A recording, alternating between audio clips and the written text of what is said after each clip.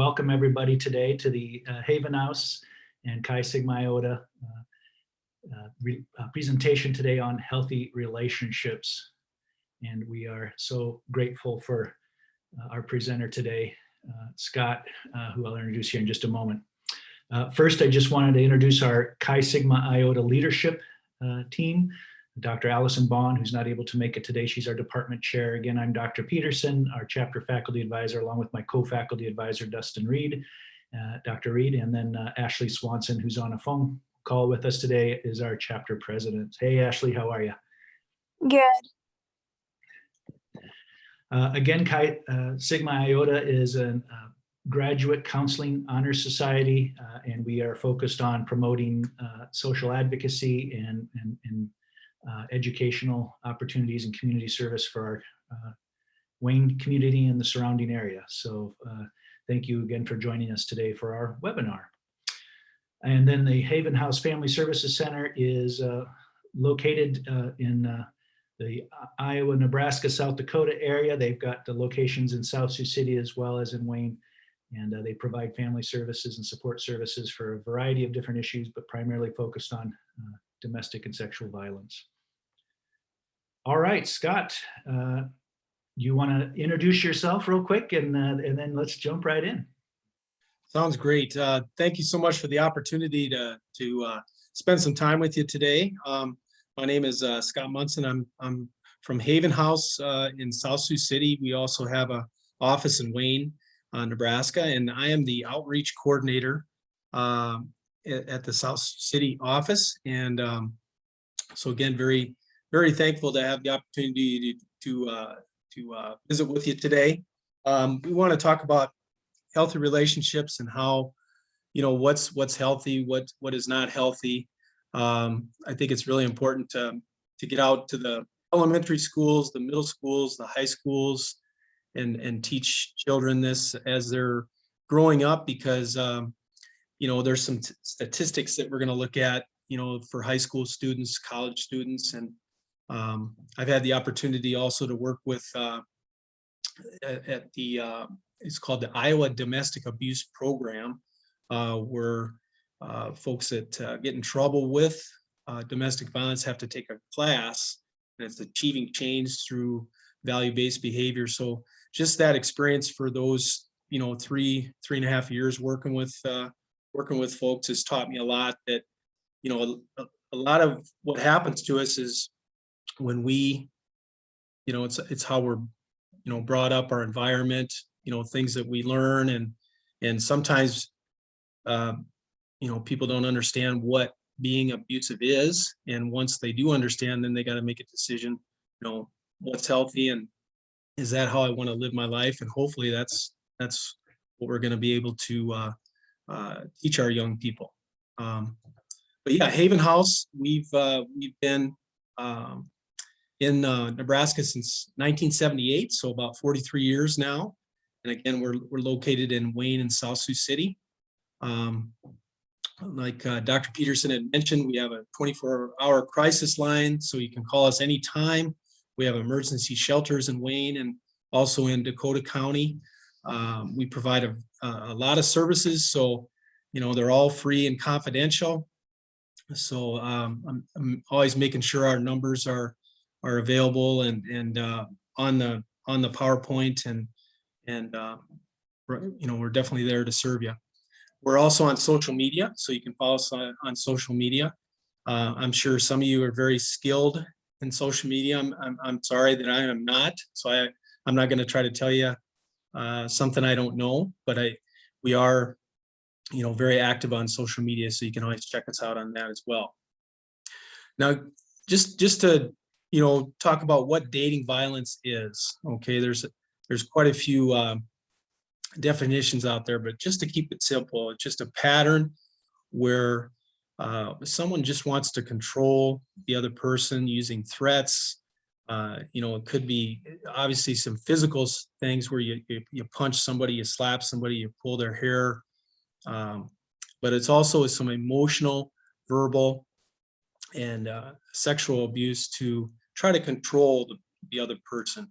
And that's what we want to talk about today. What's healthy what's not healthy, and what can we do to help folks that are going through this. Okay, the dating partner is, this can happen to anybody, and that's why you might see people out there that seem like they have a perfect relationship, and you really don't know what's going on behind the scenes. And that's why this is so important to talk about at a young age to people, and just to get the information out there for people that are going through this that just don't feel like they have any help, and there definitely is help out there. So a dating partner, again, anybody that's going through something like this. Now, the excuses, again, I can attest for this because I worked with some folks for years on this, and they would always say, well, if it wasn't for my temper, this wouldn't happen. But it's not about the emotion. And that's what we tried to teach them, is that everybody gets angry. Everybody is under stress. Everybody becomes jealous. There's some insecurity that we go through. All these things, we get frustrated, we get annoyed.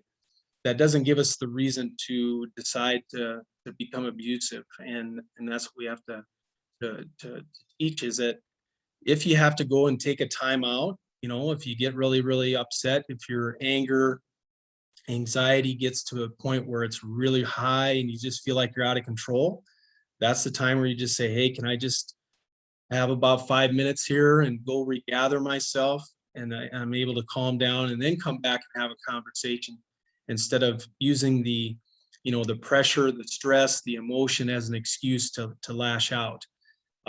Also, a lot of people will say, man, if I hadn't have drank or used the drugs, it wouldn't have happened. It's very possible that that could be true, because maybe that person, when they're sober, is a they don't have any issues, but you still cannot use that as an excuse. If you decide to drink or to use drugs and it impairs your judgment, I've even had folks tell me, well, geez, I couldn't remember what I did. I understand that. But again, if you decide to partake in that, it is a risk. And it definitely does contribute to violence, is when folks are using alcohol or any other kind of drugs. So here is the power and control wheel that we talk about. We talk about this a lot because, again, this comes down to you can almost use this as an excuse. A lot of folks will. They'll say, hey, this is why I'm doing what I'm doing. But there's always a motive. There's always an intent. And this is why we got to show folks that this is not healthy. Okay. When somebody wants to intimidate somebody, they're going to try to put some fear in them. Okay. They may display a weapon. They may threaten to hurt their pets. They may threaten to hurt, somebody of their family, or they may stand up and get in their face and threaten to hurt them. Okay. Obviously that's not healthy. Okay. They might use emotional abuse. Again, calling names, putting them down, things like that. And this is something maybe they learned growing up and they thought it was normal, but it's not. Okay. And that's where we have to draw the line, say, no, this is not healthy. If you get upset with your girlfriend or your wife, it's okay to get upset and angry and frustrated, but it's never okay to call her a name. It's never okay to put her down. Okay. Using isolation. Okay. What's the worst type of punishment there is? Solitary confinement, right? So anytime we try to isolate ourselves or somebody else, that's never healthy. And when someone tries to keep their loved one away from their family or friends, that's never a healthy situation. Okay. Minimizing, and blaming the other person. This is very, very common. Something very traumatizing can happen, and then when things calm down and the couple is talking, the abusive partner may say, oh, it never happened like that. No, it wasn't like that. They'll try to minimize that it really didn't happen like that. Or they'll try to say, well, if you wouldn't have disagreed with me, or if you wouldn't have been so adamant about doing it this way, it wouldn't have happened. But again, you can't resolve things that way. So again, we can maybe talk about the power and control wheel a little bit more. There's a few other things on there too that are just to go through the whole thing. We probably don't have to go in detail, but there's using the threats, the coercion, of course, the financial aspect, using economic abuse, using the male privilege. Here's where a lot of guys, I think, have the wrong idea of what a responsibility of a man is supposed to be. You know, the man is the, you know, biblically it says the man is the head of the wife, but again, that doesn't mean he's the boss. He's just responsible. Okay. Sometimes men think, well, I run things around here. I'm the king of the castle and it's my way or the highway. That's not the right mentality. Your wife or your girlfriend, that should be your helpmeet, that should be your partner, and you should be working together. It's not she's gonna follow behind, she should be walking right beside you. And that's what we have to work on, is that it's not to dominate or control the other person. So dating violence, okay, again, it can happen to anybody. And you know, girls or boys can be the victim. Girls or boys can be the abuser. Now, in my experience, there's a higher percentage of guys that are, you know, the abuser or the controller. Okay, but again, anybody can be a victim. Now, these are some facts on dating violence, for probably more at the high school level. We also have some collegiate statistics too on this, but when you look at these statistics, they're somewhat alarming. Okay, 30% involved alcohol. Again, that's not the reason it happened, but it's never good when alcohol and drugs are involved because the judgment is impaired. Okay, 35% of teens have a friend who have been physically hurt by a dating partner. Okay, the first one, 25% of teens don't even tell anybody. Okay, and that's where we got to really reach the young people and say, hey, if it happens, let's talk to somebody about it. Okay, here's some more facts. Up to 60% of students are in an abusive dating relationship before they graduate from high school. Now, that's an alarming statistic when you think about it. I graduated from a class back in way back in 1984. And we had 200 in South Dakota, and we had 200 kids in our class. Now, some of those kids I didn't even know. But if you can tell me that over half of those kids were involved in an abusive relationship, wow, I would have never have guessed that. Okay. 61% of teens interviewed said the violence had happened on numerous occasions. So it wasn't just a one-time thing. Okay. Now here's some collegiate statistics. Okay. And these might surprise you too. These are from breakthecycle.org. Okay. The one in the middle there it really jumped out. More than half, 57% of college students who report having been in an abusive dating relationship said it actually occurred in college. So we're talking traditionally 18 to 22 years old. I know there's some kids that might go to college when they're, or some adults that go to college when they're like 20 to 25, or even the non-traditional students. But so we're talking about an age group there where folks are pretty young.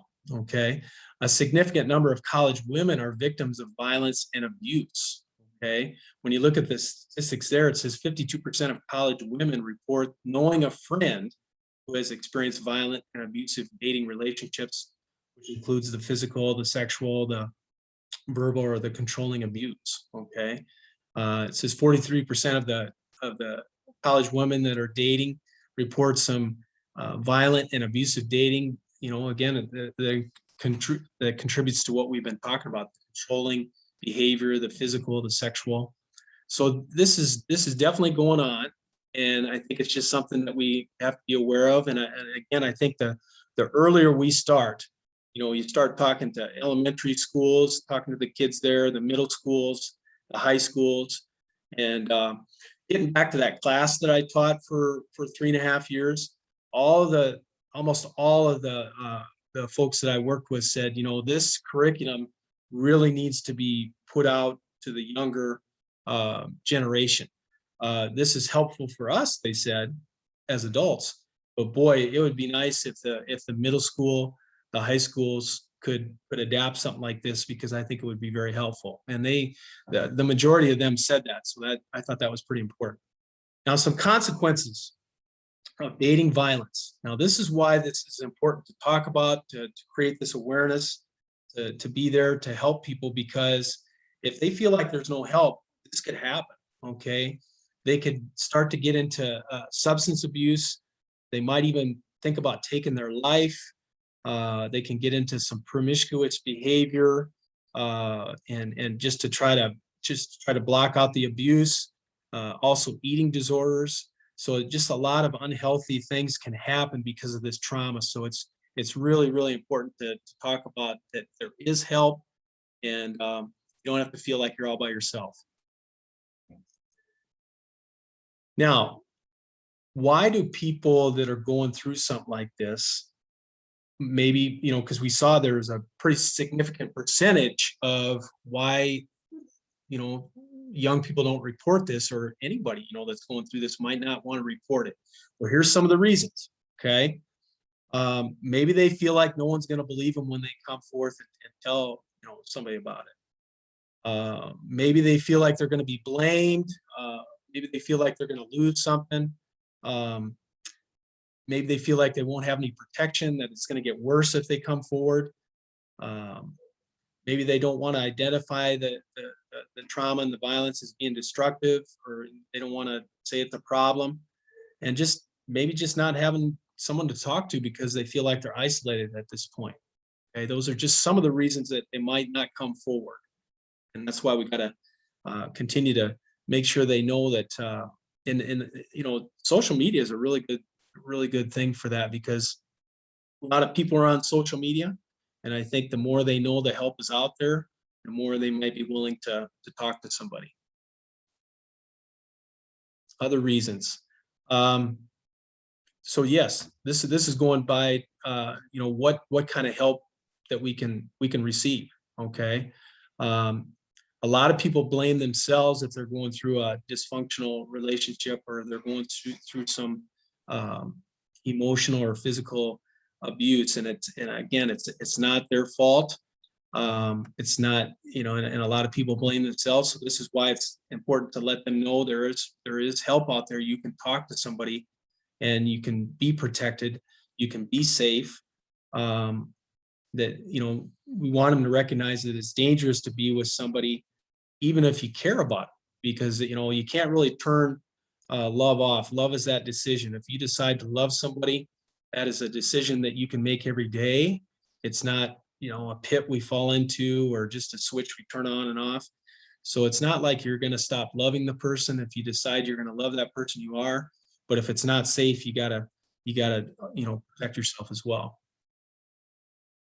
A safety plan. Now this is very important, because this is something that we help with, and it's important to protect yourself, and to know how to create a safety plan. So this is why it's important for young people. So they have the right to be out there. They don't have to be looking over their shoulder. They don't have to be watching their phone, and they shouldn't have that constant stress to know. They should have the right to be safe out there. They don't have to be controlled. They can also ask their parents or family members to help screen their calls. If they have visitors, they definitely don't have to be harassed.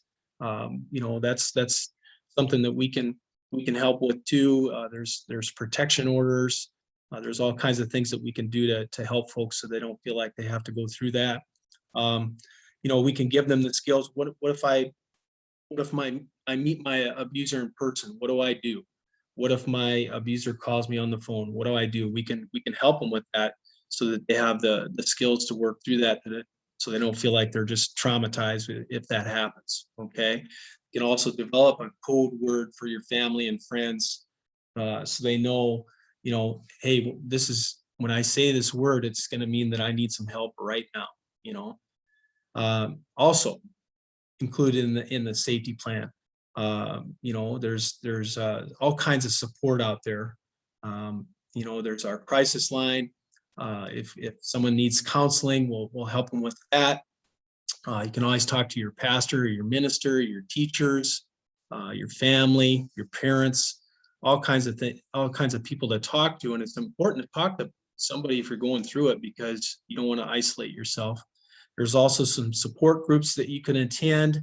Important numbers that you need to know, obviously, 911, the police department, the sheriff department, the domestic violence, sexual assault programs. The Nebraska hotline is a good number to have. Of course, our crisis line is available 24 hours a day. So it's just important to have all these numbers with you, as part of your safety plan, as well as your driver's license, social security card, any kind of legal documents. Always have access to money if you need that. Just important things that you may need to take with you. Okay. So what can I do to help as a concerned citizen? If you notice that something is going on with somebody, the main thing is to be there to support them and to listen. Don't be afraid to reach out to them and say, I'm here for you. I'm concerned for your safety. We want to help. We can connect, to the resources in the community so that that you can get the help you need. Everybody deserves to have that type of life that is free from being controlled or abused. Nobody deserves to go through something like that. If they have to break it off with somebody that is abusive, again, continue to be supportive and again, listen to them, validate what they're saying, make sure that they understand that you're listening to them non-judgmentally, and you're able to paraphrase what they're saying so that they know that you heard them, and that you're there for them, that you want to help them get through this. And the best thing is to connect with all the resources that we have to help them get through this.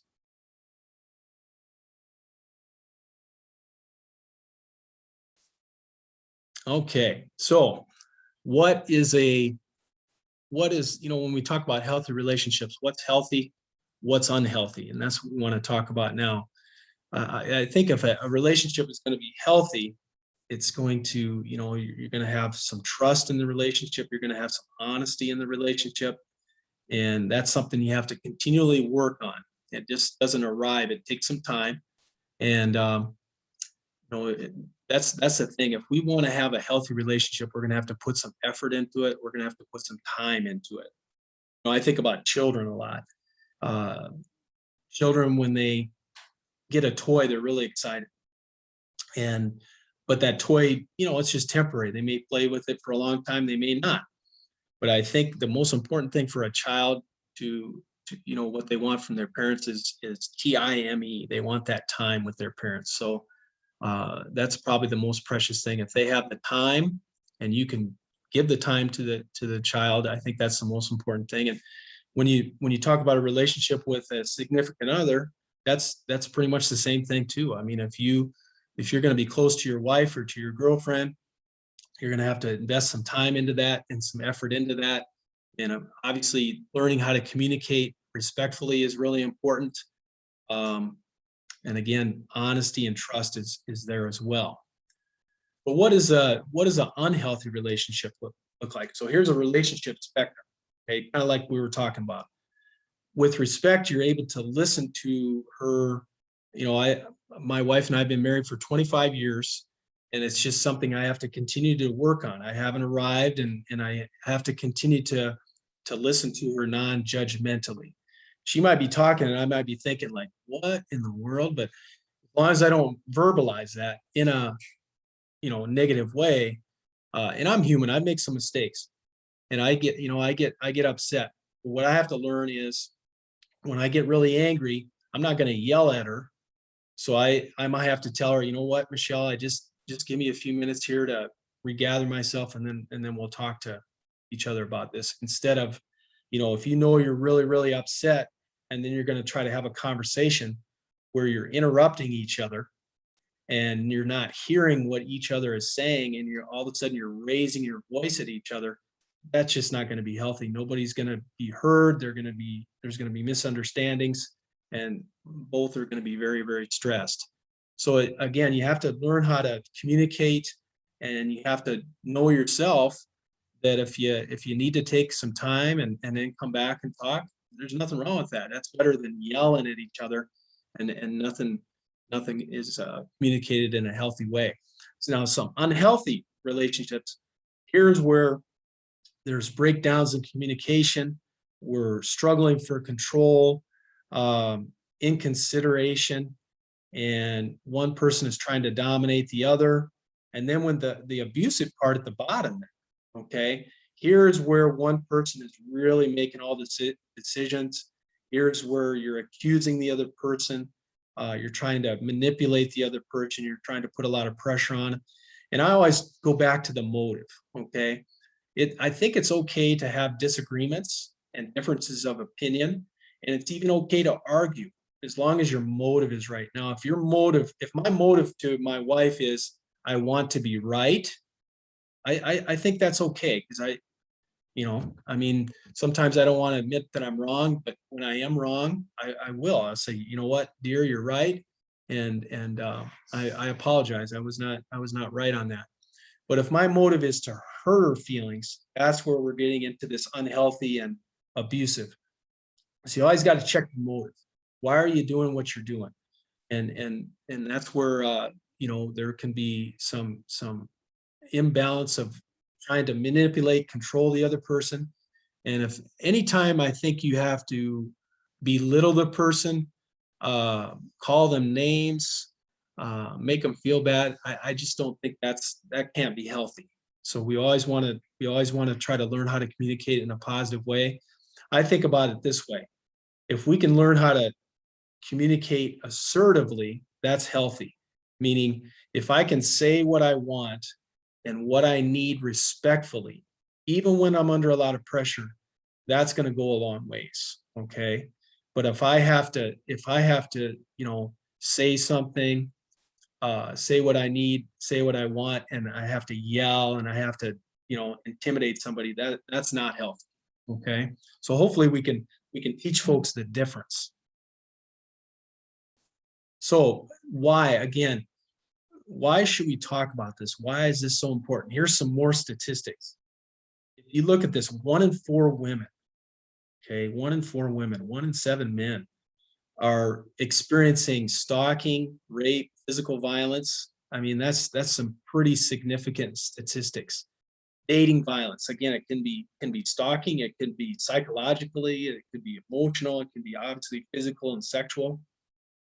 So the fact that this is happening at an alarming, higher percentage, a fairly high percentage, and it's somewhat alarming in our country, it's really having some negative effects on folks. Like we talked about, you can get into substance abuse, you can get into isolation, you can get into it can cause depression, eating disorders. It's just not healthy. Obviously, some folks are thinking about taking their life, which is not good. So that's why we really need to get the word out there and help the young folks, so that when they become grown folks, they can learn how to treat each other with respect. So what qualities or characteristics are important in who you would decide to date or be friends with or work with? Okay. You want to look at somebody that's compatible. You want to look at somebody that, that you are interested in. Maybe they have similar interests or values. I always tell people when I pick my wife, it's kind of a funny, I didn't ask her if she could, when I first met her, I didn't ask her if she could resolve conflict really well. I didn't ask her, hey, do you handle stress really well? Anything like that. I chose her because I thought she looked good. I thought she was pretty. So, maybe that's how a lot of people choose their significant others, and there's nothing wrong with that. But then you have to learn how to get along. Okay, and some personalities are going to clash. And I think of a husband and a wife. We're two imperfect people, and we're going to clash sometimes, and I think that's normal. But we have to learn how to be healthy. We can't be unhealthy, and again, that a relationship's going to take work. So, um, I've been pretty blessed because I grew up in a dysfunctional household. My parents did the best they could, but there was some alcohol abuse, and they just weren't very healthy. And so I was able to get into church with my wife when we got married. And boy, I tell you what, I've been really blessed. I've had some really good examples of how to be a good husband. So I can't take any credit. It really comes from the good Lord and the pastors that I've had in my life that have taught me that this is how you're supposed to treat the other person. So I'm really thankful for that. But this is some more statistics here. Now this is very, very this is important. Okay. And again, that gets back to that time aspect. If we're going to have a healthy relationship, it is going to take some work, some effort, and some time. We're going to have to put some time into it. Okay. Because this just says right here, just to have a casual friend or an acquaintance, it takes several hours of time. Okay. Now, if it goes to the next stage where now it's more of a friend, it's almost double the time. Okay. Now you have a close friend. Oh, wow. We're talking 4 or 5 times as much time you put into that so that you feel that honesty, that trust, that support. And that's how you develop a healthy relationship. It takes some time. So if we put some effort and some time into learning how to communicate in a healthy way, learning how to manage our emotions and our stress, which is not an easy thing, but with practice, we can all do it, and we can teach the young people how to do it as well. It just takes some practice. Then some good results can come about that. So this says one of the most overlooked benefits of friendship. And again, we are social people. When you think about how the human race started, it just started with Adam and Eve, right? And then things evolved. We are social people. We are not designed to be by ourselves. And it says right here, the benefits of having a friendship or a relationship is that it keeps our minds and our bodies healthy. And it's really important. It's just like taking care of ourselves, eating the right foods, getting the exercise we need. Having those healthy relationships with people is really vital to our well-being.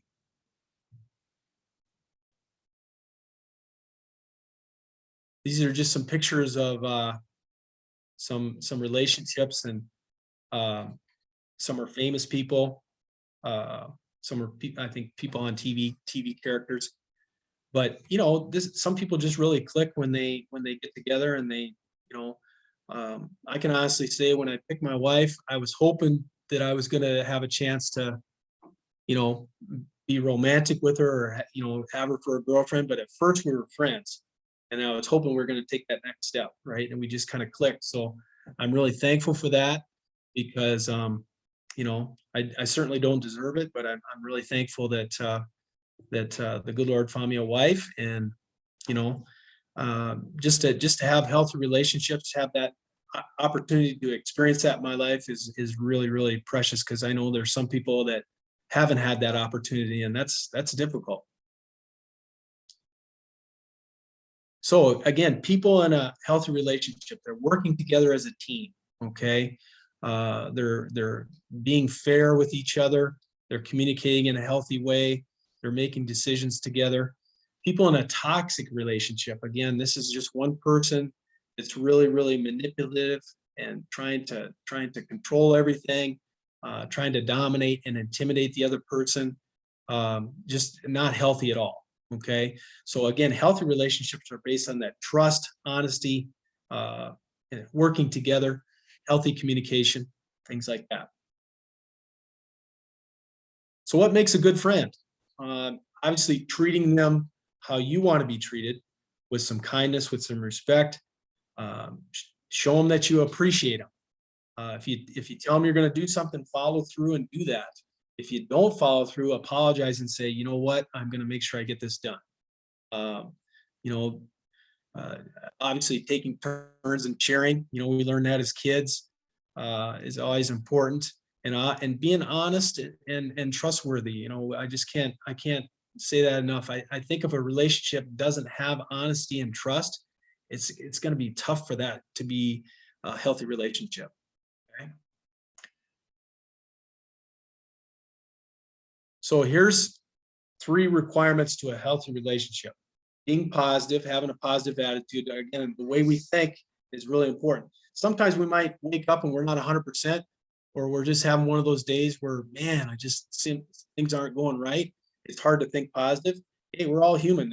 We're going to go through things like that.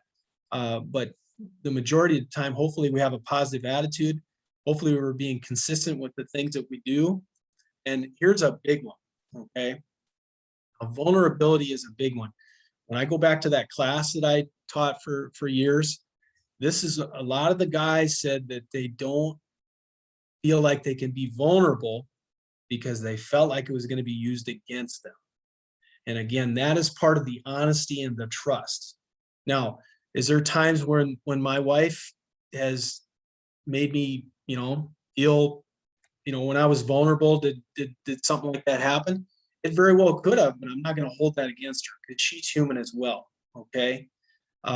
So this is just something that we're going to have to work on ourselves, because if we don't allow ourselves to be vulnerable to the other person, it's really going to be hard to trust them, and that's something that we're going to have to work on. But a lot of these guys in the classes that I worked with, they said they refused to do that.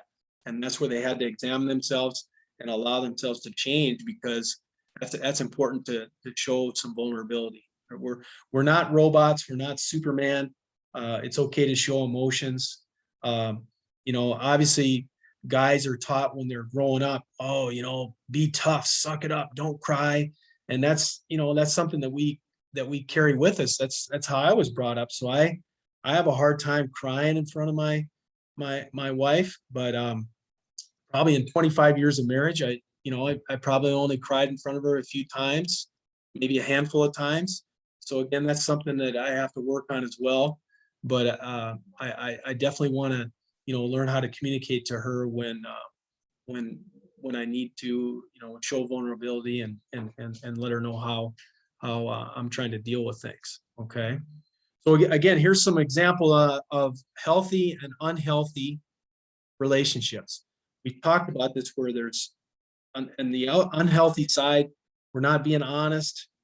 We're trying to manipulate. We're trying to mistreat the other person. We're not respecting the other person. We're trying to control the other person. We might be extremely jealous and possessive. On the healthy side, again, listening to them non-judgmentally, supporting them in some of the things that they do. Some of the things that my wife does, I might not be really excited about it, but if I'm willing to support her, then she knows that even though I may not like it, at least I'm there because she likes it, and that's just something where, again, we're going to have to do some give and take. She loves to go shopping. Boy, I tell you what, I'm one of those guys, just go into the store, pick it up, and out we go. She likes to go and take her time and look at stuff and go to store. And I'm just like, oh, so that's something I've had to learn, that, okay, if I'm going to go with her, I'm not going to be constantly looking at my watch, because she's going to be like, well, why did you come then? Because if you don't even want to go, I've had to learn that, okay, if this is something she likes to do, then I'm willing to go with, and I'm not going to complain. I'm not going to look at my watch. I'm going to let her have the time that she wants and support her. And that's just one of the things that I've had to learn. Relationship Bill of Rights. Again, we all have the right to feel safe and respected. We have the right to say no at any time. Obviously, we have the right to be sober. We don't have to do drugs or alcohol. We have a right to be in any relationship that we choose to be. You definitely have the right to say no to sex, or that's you shouldn't feel like you have to be pressured to do that. You have the right to end the relationship if it's not the right thing for you. You know, if you want to hang out with your friends and your family, you should be able to do that. You shouldn't have to feel like you're walking on eggshells or sneak around the other person because they don't want you to do that. Okay. Some more responsibility in a relationship. Now, here's the positive ones again. Okay. Healthy communication, sticking to limits and boundaries, respecting the limits and boundaries of others. So, you know, we're looking at the negotiation and fairness here. We're looking at economic partnership, shared responsibility, trust and support, listening to her non-judgmentally or listening to him non-judgmentally, the non-threatening behavior. It is definitely, I mean, we are human beings. We are going to get ticked off. We are going to get stressed out. Sometimes we're going to get really frustrated and just overwhelmed. That is okay. We just have to learn how to manage it and communicate it in a respectable way. And it just takes practice. It can be done. Okay. So again, this is just something that we can teach young people.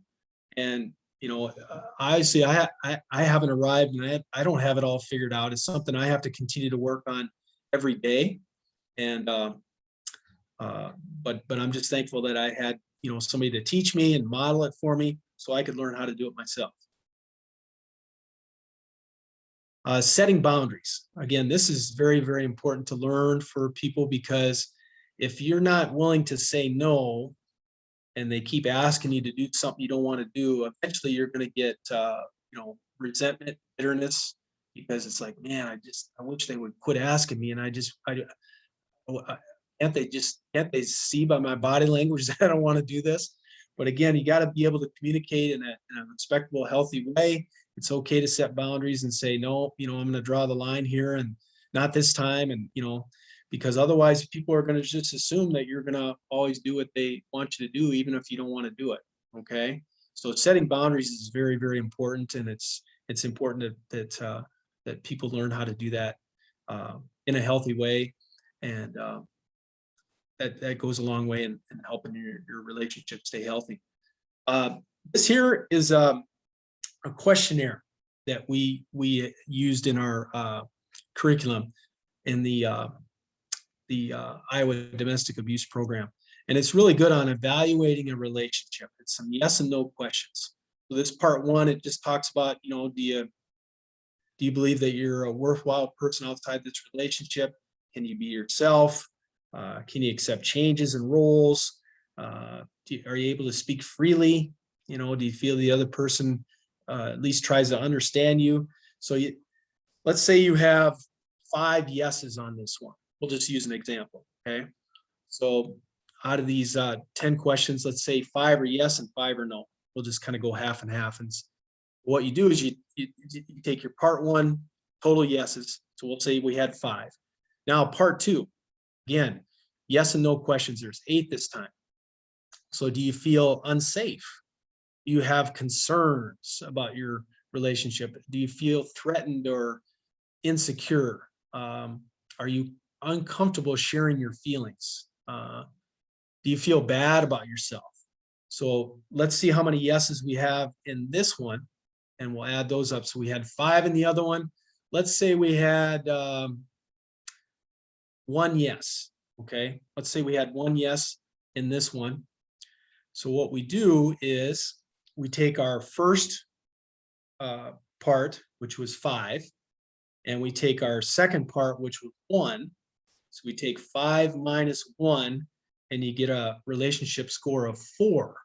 So what does that mean? Okay, so this, before I tell you what the score is, this can be a relationship that can be, you know, a family relationship, you know, within the family. It can be a past relationship. It can be a friend, or it can be a romantic one, past or present. Okay. So once you decide which relationship you want to evaluate, then you go through the score. So let's say we scored a 4, right? So if your score was 3 to 6, right, there is a basis for a good relationship here. Focus on the positive elements and work on improving the unhealthy ones. Okay. Now, when I taught this class, there was quite a few that had a negative number. Okay. And that's understandable, because when you're in a dysfunctional relationship, the sparks are flying, and things are not good. So it says here, if your score was 0 or below, right? There are a few constructive elements in this relationship. You might want to think about the reasons for continuing, right? Or work towards improving it. So what we always told them was, if you love the person, if you really value the person, you're going to have to put a lot of work into trying to improve this. And that starts with examining yourself. Okay. If your score was a 0 to a +3, it says here that the relationship has some problems that could be resolved by, again, putting in a lot of time and effort. That's the key. Okay. And then if your score was 7 to 10, this relationship has what it takes to be healthy and successful. But again, don't stop there. Keep putting the time in, keep putting the effort in. Okay. That's what we always told them. So hopefully today, we got an understanding about, what's healthy, what's not healthy in a relationship, what we can do if we, recognize that somebody is going through a unhealthy relationship, how to help them, how to get them the resources so they can get some help, how to, hook them up with the right people to create a safety plan or whatever they need to do so that they can be safe. So again, this just says, hey, I can do this. I can call the numbers to get you some help. I can be there to support you and help you and listen to you, and make sure we see this through so you don't feel like you have to be by yourself. Okay. Any questions?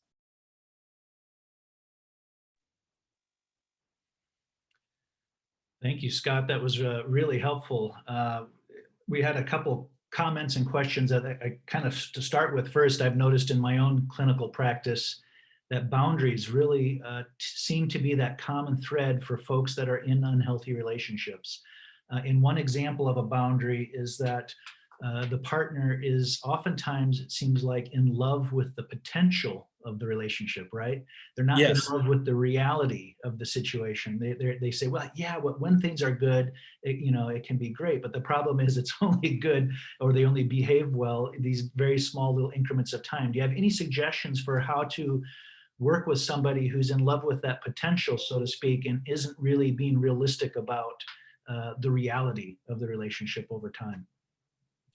Yeah, I think going back to the folks that I had the opportunity to work with, they went through a lot of those same things, and what I always focus on was that it's so important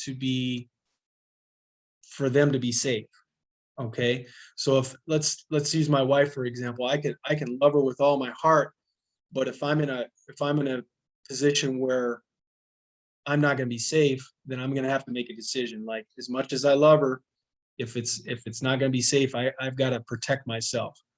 And if they're truly willing to work on themselves and to treat that other person how they want to be treated, and they're putting the effort and the time into the relationship to try to make it healthy, but the other person isn't willing, then that's where they may have to make a decision and say, as much as I love this person, we've got to be able to work together. Okay, there's got to be some effort on that other side. And if there's not, then, I don't want to continue to put myself at risk. Hopefully that makes sense. Absolutely. Another question that we had was around this vulnerability component, Yes. which I notice is also a common theme. And like you mentioned, it does tend to be with men, but I think I've seen it in both gender, or in a gender spectrum, right? If it's not just a binary, but I definitely see vulnerability being a core challenge there. And sometimes there's a lack of awareness of that. So either Yes. one of the partners just isn't aware that either they're not able to be vulnerable, or they're not aware that they're dominating the relationship. How might you address or work with somebody who's where one person in that mix just isn't aware of either their domination or their lack of vulnerability?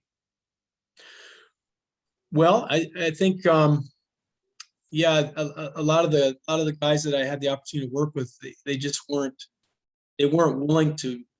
They said, well, whenever I'm vulnerable, it's used against me. Well, again, they have to maybe it's the way they're saying it, maybe it's their actions that, they really have to look at how they're expressing themselves. And if they're being, um, if they're trying to talk to their significant other, but they're still maybe yelling at them, or it's the tone of their voice, or as long I think if they're truly being vulnerable and they're really opening up, and their significant other can really feel that, I think that's the genuine part, where I think what they didn't realize is how they were saying it, and they thought they were being vulnerable, but they're still kind of being controlling and somewhat intimidating. And I think they have to learn how to, communicate in a healthy way. Um, so the vulnerability part is important, because if you can really say, you know, if you can express it in a way that's respectful and genuine, I think they're going to receive that. But if they're still very upset and they're trying to say, this hurts my feelings, and but they're yelling, and so I think it's just mainly working with them so they understand what healthy communication is. And a lot of the guys too, they once they learned that they could take some time and calm down and come back and talk, then they could be more receptive to be vulnerable, instead of trying to do it when their emotions were at a high level. Because when they were very frustrated or overwhelmed, the communication just not going to be very healthy at that point. Excellent. We had a question from Reagan, who is with us in the audience. She'd mentioned that I think it's very important to practice chastity in a relationship. Saving yourself for a marriage creates this environment in which you're free to love each other without feeling like you have to give yourself away. Do you have any comments on that, Scott? Oh, I mean, that's tremendous. That's what we learn in church. If you can save it for the one you want to marry, that's the way you're supposed to do it. I mean, that sounds great to me. I can honestly say I wasn't raised that way, and so even though I didn't learn that or do that when I was growing up, I can honestly say that's how we taught our kids. So I'm really thankful for that, and that's something that they're going to have to decide to do the right way, and hopefully they're going to decide to do it that way. But yeah, I think that's great, because then if you marry that person and that's the only person that you've been intimate with, I think that's a beautiful thing. For those clients that we're working with that maybe don't have those religious views, or maybe don't have that value as part of their important to them and their value system, I think that also maybe touches just base on the concept of boundaries, right? This idea that Yeah. if you're in a relationship where there are kind of open boundaries, that might just be another example of where those boundaries need to be tightened, or that where those boundaries maybe aren't helpful in that sense. Yes. Another question from Mons is that, can partner violence also include ignoring or brushing off the other partner? So basically a relationship that's kind of one-sided love. Any ideas there? Well, and I think that's how things escalate. I think if you're trying to communicate, let's use my wife for an example. If I'm trying to communicate with her and she's upset and she ignores me or gives me the silent treatment per se, eventually I'm going to get mad and say, how come you're not talking to me? And things can escalate. And so I think there's always a motive for that. If someone wants to ignore somebody or not communicate with them, there's always a motive. What are they trying to do? Are they trying to get the other person mad? Are they trying to stir something up? Are they trying to hurt the other person? So I would always try to help them examine what is their purpose of why they're doing what they're doing. And sometimes if they just don't want to talk, they may want to say, hey, you know what? I'm not trying to ignore you. I'm not trying to just not talk to you, but I just need some time to think about things. And then when I'm ready, I'll talk to you. That's fine if they can tell them. But if they don't tell them and they don't know what's going on, they're not a mind reader. So at least that's in my experience. When you want to talk to somebody and they refuse to talk to you, whether it be your children or a significant other or a friend, all you can do is really give them some time, and hopefully they'll come around and talk to you. But if it's just happening on a regular basis and it's in a relationship and one person is doing it to the other frequently, it's there's a risk there where things could escalate unless they learn how to communicate what's going on there. Yeah, in marriage and relationship counseling, Gottmans are the kind of prominent researchers, and they found what they call the 4 horsemen of the apocalypse. These are 4 signs that a relationship is in trouble. Right. And the first one of that is criticism, right? Overly critique, which you've addressed. The other Yeah. one is defensive,ness, right? Not being willing to take that accountability. Right. The other one is contempt, which is kind of that meanness part that we talked about, where you're lashing out. But the fourth one really addresses what you just talked about, which is called stonewalling, which is essentially shutting down. And a lot of times I'll mention to my students in the class, what do you consider to be the opposite of love? And a lot of people will say hate. Yeah. But the Yeah. reality is hate is an investment, right? The true opposite of love is apathy, is just the absence of love. And so that stonewalling can really come across as a disconnection, almost apathetic, and can really be Yes. caustic for sure. So I'm glad we addressed that. Yeah, that's important. When somebody is indifferent, apathetic, that's pretty difficult. Very difficult to deal with. Well, thank you, Scott. We really appreciate your taking the time today to come present to us. And for more information, you can certainly reach out to Haven House. They're online at havenhousefsc.org. You can also reach out to Scott. You can look him up on the website there as well. They do have locations in both South Sioux City and Wayne, Nebraska. For those who are students that are gaining credit for this presentation, your student passcode is CSI Dating. That's Chi Sigma Iota, which is sponsoring this presentation, CSI Dating. So again, thank you, Scott, today. We appreciate it, and wish everybody well. We'll keep an eye out for future educational webinars. Sounds great. Thank you so much for having me, and enjoy the rest of your day and enjoy your weekend. Awesome. You too. Bye-bye.